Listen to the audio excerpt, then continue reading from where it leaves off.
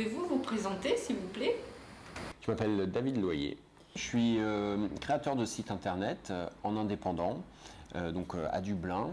Je fais en fait sous le nom de Web I Want. Depuis quand vivez-vous en Irlande? Ouais, ça fait 4 ans et demi que je suis en Irlande. Pourquoi est-ce que vous avez choisi l'Irlande? À la base, je suis d'origine bretonne, mais sans jamais y avoir vécu. Avoir vécu en Bretagne et j'avais un besoin de vivre dans un pays celtique. Donc je voulais améliorer mon anglais. Je suis venu au départ pour 3 mois et puis comme beaucoup de Français, je suis tombé amoureux du pays et puis je suis resté, je me suis mis en indépendant. Quels sont les avantages à travailler en Irlande? Je dirais c'est pour avoir un statut de freelance. C'est beaucoup plus simple qu'en France. Donc ça a été très très rapide pour moi de travailler. À la base, je venais pour 3 mois pour améliorer mon anglais. J'ai adoré le pays et j'ai vu qu'il y avait aussi un manque au niveau des sites internet, de la création. Et donc je me suis dit pourquoi pas. Et vu qu'il y avait énormément de facilité à se mettre en freelance, j'ai commencé comme ça. Ça a été très facile d'avoir le statut d'indépendant en 2 heures, une après-midi, quoi. J'ai eu ce statut-là et j'ai pu commencer dès le lendemain mon métier. Et quels sont les inconvénients à travailler en Irlande? Euh, on s'y sent bien, les gens sont chaleureux, autant quand on sort de Dublin que quand on y travaille et dans les rapports avec les clients, ça se passe plutôt bien. Ouais. Alors peut-être des fois, ça se passe tellement bien la majorité du temps qu'on peut avoir des petites déceptions parce que pendant des rendez-vous, les clients vont être très enthousiastes et puis au final vont pas retenir ma candidature, enfin mes services. Quel lien est-ce que vous gardez avec la France? Ouais, j'y vais de temps en temps. J'ai quelques clients en France. Est-ce que vous envisagez de retourner travailler en France un jour? Pourquoi pas? Je sais pas encore, mais c'est vrai que à terme, j'imagine bien retourner en France, habiter dans une région sympa, près de la mer, de la montagne. Ça, c'est quelque chose peut-être qui me manque un peu. Est-ce que vous pouvez me parler un petit peu des compétences requises pour ce travail?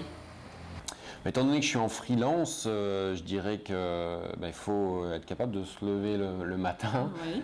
donc être assez discipliné, autodiscipliné, et puis être rigoureux parce je gère des sites, enfin tout seul, des sites de plusieurs clients bien sûr. Donc je réalise donc des sites internet, donc il y a un panel de compétences.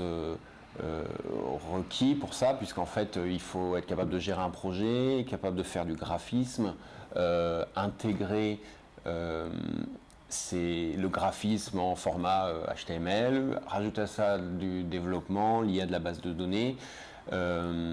Ensuite, on peut très bien avoir une couche d'optimisation pour les moteurs de recherche. Donc voilà, il y a plein de métiers. Vous pouvez nous décrire une journée type? C'est assez simple, une journée type, ça va être donc aller dans la pièce chez moi où j'ai mon bureau et puis démarrer mon ordinateur, consulter mes mails, travailler sur les sites internet, c'est entrecoupé de coups de téléphone, de rendez-vous chez les clients, parfois de prise de photos, mais voilà, ça se passe beaucoup devant mon ordinateur. Quelle formation faut-il suivre pour exercer cette profession? J'ai une formation d'ingénieur multimédia que j'ai faite à Paris. Pourquoi avez-vous choisi ce métier? J'ai choisi ce métier parce qu'en fait, Internet permet justement de toucher à plein de métiers, comme je vous disais tout à l'heure.